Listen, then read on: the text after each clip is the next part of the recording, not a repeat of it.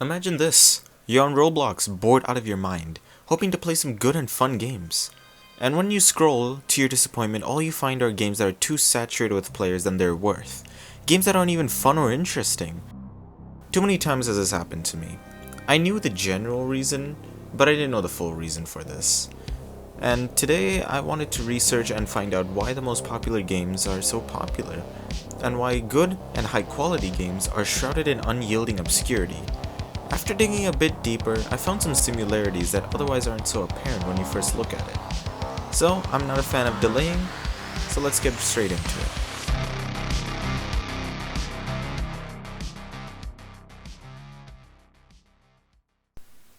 The games I will be testing are the following.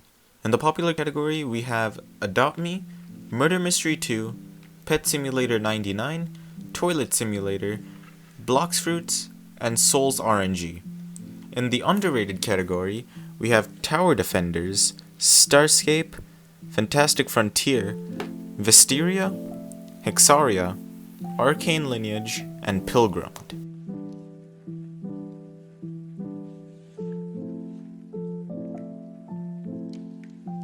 Out of the 6 popular front page games I played for my research, there was one very bold and obvious caveat: gambling. As said by the National Institute of Health, gambling activity among adolescents and young people has received considerable research attention due to a high prevalence of gambling reported among these groups in recent years, which honestly is way higher than expected given its sample size. In these games, how it usually works is that you play the game for some amount of time, do a task for some currency, click a button to roll a loot box, and hope for that shiny, mythical, ultra legendary, only to be disappointed by the most common item. The rush when you get of thinking of the possibilities of what you'll get. An even shadier tactic is by displaying multiple items next to each other, making them pass by showing them what you could have gotten if you just had some more luck. All of this combines into an entice the player to keep going and keep playing so they can get that super rare item that they're hoping for. People have the tendency to want good stuff at games, gain rare items, and become rich. I'm not immune to that either. However, it goes too far when the game developers know this and extensively try to abuse it in order to make a following of addicted and loyal players who will get chronically bleed out of their wallet and time into the game, letting the developers gain massive profits. The feeling you get of gambling and opening loot boxes and getting something decently rare releases adrenaline and dopamine.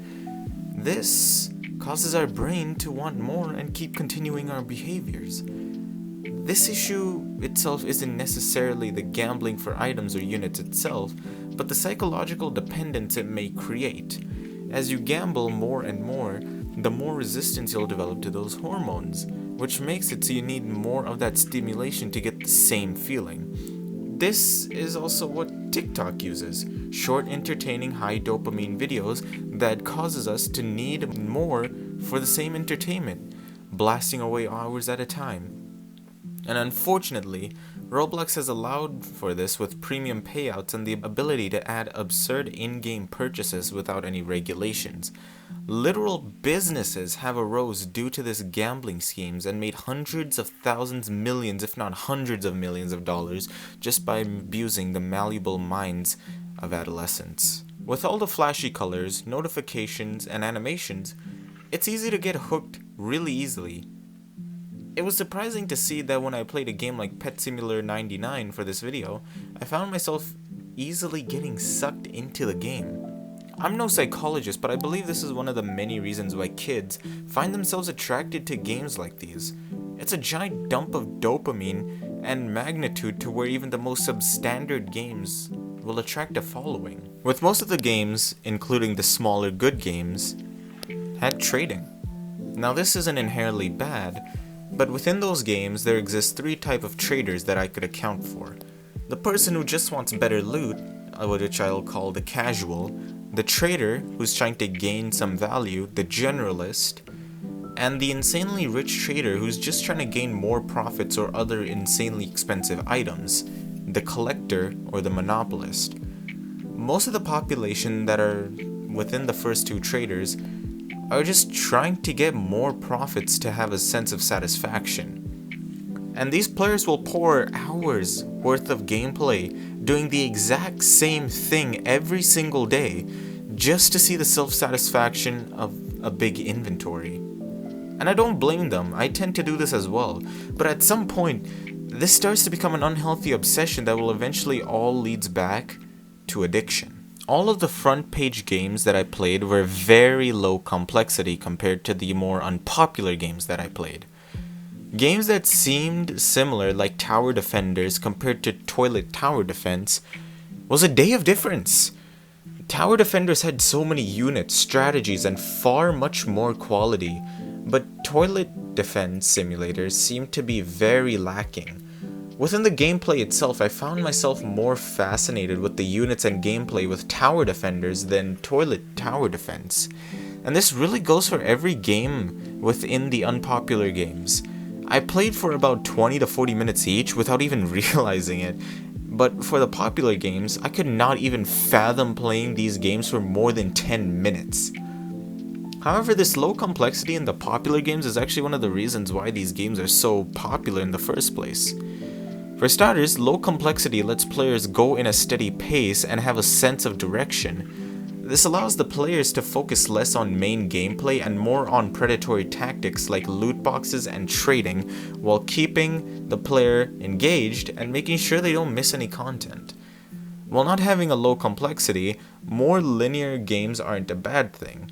It becomes suspicious when the game is heavily monetized and the gameplay is just a side product to keep the players engaged so they stay in the game longer, which the game can gain more money through side premium payouts. Low complexity games also allow for games to be easily AFK playable, letting players set up their computers, press a few buttons, and leave it for hours while they are busy or at school. This in turn will give the developers money through premium payouts, and the player potentially rare and valuable items that they may seek.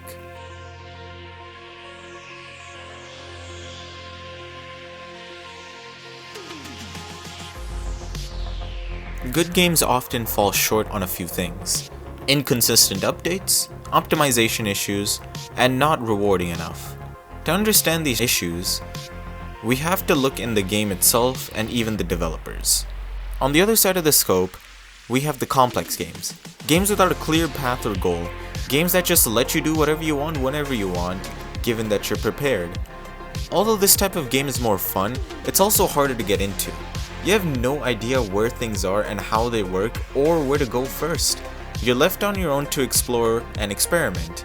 But most players don't explore beyond the first world or even the first enemy of the game. Players don't want to explore unless they know they are meant to. But when they aren't told anything, how are they expected to play the game?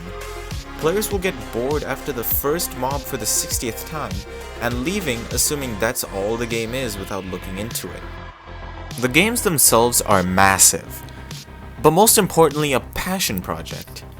These developers have real jobs outside of these games and lives to support. On top of that, they have families, holidays, and friends, and suddenly these games, these projects, are just not a top priority. And even if it is a priority, these games only have development teams of 1 to 6 people at most, spending a few hours a day of what little free time they have. And this inevitably leads to some inconsistencies and lack of updates. And because of how massive these games are, considering how horrible Roblox's optimization is on its own engine, it's hard to fully optimize these games so they run smoothly, play well, and look good all at the same time, which makes it unplayable on most devices. Even when I was trying to record some videos, my laptop was struggling to run these games, and what was funny was that even when I tried to record a video in Vesteria, I was having data rollback issues that didn't even let me enter the game, as well as these games being not rewarding enough.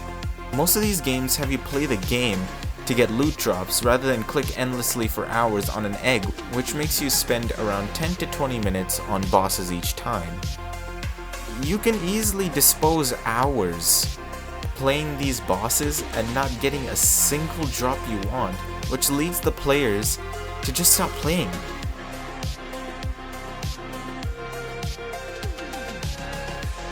It's disappointing to say the least that these games fail knowing how good they are and how much potential they have. I wanted to educate people, even if it was a little bit. I will be linking every game in the description down below. Thanks for watching.